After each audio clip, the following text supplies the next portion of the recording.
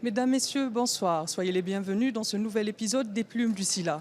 Nous avons l'honneur aujourd'hui de recevoir M. Diondé Dembélé. Il nous vient tout droit du Mali et fait partie de cette nouvelle scène littéraire continentale. Il va nous parler de sa passion pour les mots, pour les langues, mais surtout des attentes de cette nouvelle scène littéraire africaine. Bonsoir, M. Dembélé. Merci d'avoir accepté notre invitation. C'est moi qui vous remercie de m'avoir invité. Votre livre parle de la transmission de la culture, la transmission des langues, la transmission de l'identité africaine en quelque sorte. Que représente pour vous cette transmission justement ? Pour moi, la transmission est capitale entre les générations, que ce soit au niveau de la langue ou notamment qui est un sujet qui m'intéresse. J'ai vécu dans un environnement multilingue où bien évidemment la langue française existait comme langue officielle. Et à côté de cette langue française, il y avait des langues comme la langue touareg, tamashek, le sonraï, le soninké et le bambara. Donc pour moi, la transmission est l'élément clé pour qu'une langue se renouvelle, se transmette et ne devienne pas finalement une langue morte. Donc en ce sens, oui, j'ai essayé de construire un texte qui parle d'un jeune narrateur qui évolue également de la même façon que moi quand j'étais enfant dans cet environnement multilingue. Donc pour lui, la langue française n'est pas seulement une langue qui vient de la France, mais c'est aussi la langue qu'il apprend à l'école.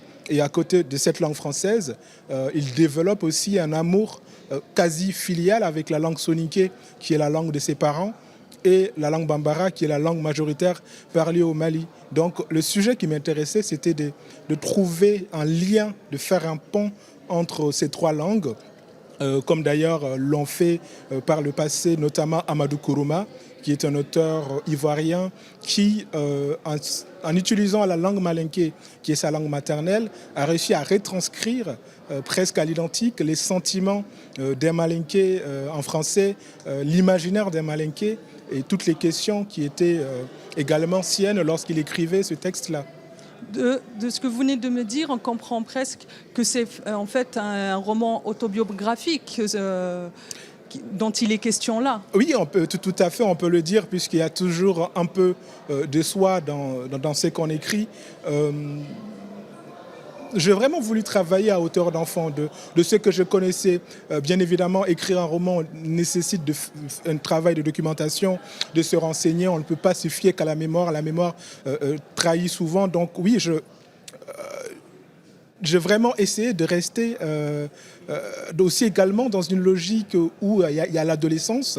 Donc il y a aussi cette forme de naïveté. On pense comprendre les choses, on observe les adultes, on pense que les adultes sont méchants ou ne veulent pas notre bien. Donc c'est un adolescent qui navigue vraiment dans une sorte de crise identitaire, même s'il est adolescent et qu'à cet âge, un enfant ne réfléchit pas de la même façon qu'un adulte. Très bien. Il y a aussi dans votre livre, on sent un amour profond pour les langues. Que représentent pour vous aujourd'hui les langues, qu'elles soient étrangères ou vos langues maternelles, parce que vous en parlez beaucoup et j'aime à dire que ce sont vos langues maternelles. J'aime beaucoup les langues. Pour moi, chaque langue à sa façon raconte quelque chose de notre monde.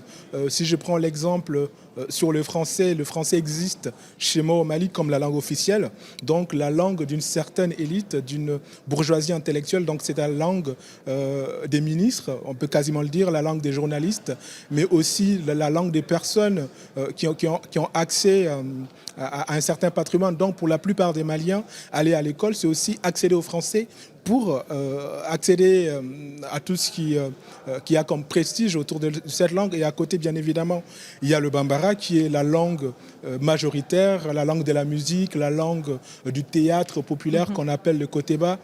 Et moi, personnellement, par rapport à ces deux langues, s'ajoutait la langue soninké, donc la langue de mes parents, la langue dans laquelle ma mère m'est ramenée parfois à l'ordre, ou tout simplement je discutais avec mes cousins dans cette langue. Donc, quelque part, j'ai essayé, malgré la contradiction qu'on peut avoir vis-à-vis de la langue française, de faire cohabiter en moi ces trois langues de telle sorte à les percevoir plutôt comme une richesse, comme un pont, même si parfois les langues peuvent également former des barrières, mais je pense qu'on peut les dépasser, les surpasser en acceptant que chaque langue a une place. Et moi, je définis toujours le bambara comme la langue du cœur, la langue de l'amitié, le soninké comme la langue des parents et le français comme la langue intellectuelle.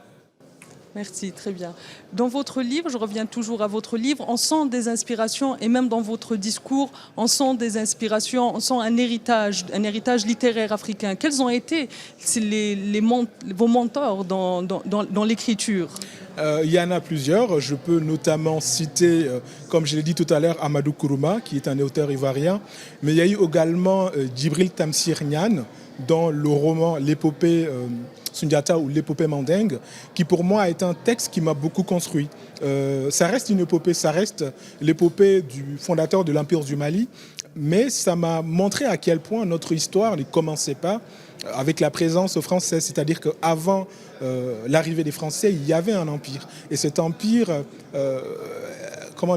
a donné finalement ce qui est le Mali, ce qui est en quelque sorte une partie de la culture malienne. Donc je me suis construit avec ce texte, aussi le texte de Sédou Badjan Kouyaté, Sous l'orage, qui à cette époque, la question, en tout cas pour cette génération d'écrivains, c'était d'affirmer une certaine identité africaine en réaction à la colonisation. Donc ce sont des lectures qui m'ont construit et plus tard j'ai découvert des écrivains comme Yambo Wologem qui est également un écrivain malien qui a notamment reçu le prix Goncourt, enfin le prix Renaudot, et dont Mohamed Boungarsar s'est inspiré pour écrire son texte qui a reçu le prix Goncourt en 2021.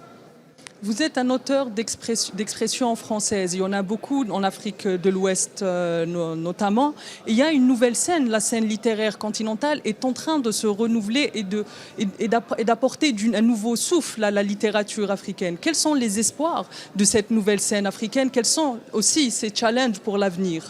Le challenge, c'est surtout de dépasser certains sujets, c'est-à-dire que les Léopold Sédar Senghor et d'autres écrivains de cette génération étaient plus dans une question d'affirmation de l'identité, comme je le disais tout à l'heure. Après eux, il y a eu des écrivains qui étaient plus dans une logique de dénonciation de tout ce qui s'est passé pendant la post-colonie immédiate. Donc je pense que notre génération ne devrait pas revenir sur le même sujet. On doit dépasser ces cadres et essayer, en tant que jeunes écrivains africains d'expression française, d'être plus dans la recherche du beau, de l'esthétique, de la poésie. Et c'est quelque chose que je vois de plus en plus avec les mouvements de slam au Mali, au Sénégal, en Côte d'Ivoire, où de jeunes se sentent légitimes de parler d'amour, de parler de désillusion, de parler de tristesse. Ce sont des thèmes que j'ai envie de retrouver et je pense qu'il y a toute une jeunesse maintenant qui est en pleine effervescence et qui comprend que l'écriture peut également parler d'autre chose que d'engagement. Vous êtes ici au Salon international du livre à Alger pour aussi animer une conférence au sein de l'esprit panafricain. Aujourd'hui, comment est-ce qu'au sein de ce continent, on peut créer des liens? Est-ce qu'on peut dire que la littérature africaine entre votre génération et la génération précédente est à la croisée des chemins ou pas? D'une certaine manière, oui. Je dirais même des littératures africaines, parce qu'il y a certes la littérature d'expression française à laquelle je me rattache, mais il y a également une littérature arabophone, une littérature lusophone ou des tentatives de littérature dans des langues comme le hassania, le bambara, le tamashek, le swahili. Donc oui, je pense que l'Afrique en tant que continent, ne crée pas sa littérature indépendamment de ce qui se passe ailleurs. Donc, je pense que c'est plus une question de curiosité finalement, de se dire qu'on peut parler d'Afrique, de partir du local, d'Alger ou de Bamako ou de Guinée-Conakry, et de parvenir à décrire la condition humaine, l'existence, la tristesse des gens, l'amour, et créer un effet universel finalement qu'un lecteur, qu'il soit japonais, thaïlandais, puisse retrouver quelque chose de sa propre vie. Monsieur Diandé, merci de nous avoir accordé cet entretien et merci de nous avoir fait voyager dans votre univers. Merci à vous. Très chers téléspectateurs, merci de nous avoir suivis. On vous donne rendez-vous demain pour un nouvel auteur avec une nouvelle aventure et une nouvelle histoire à raconter.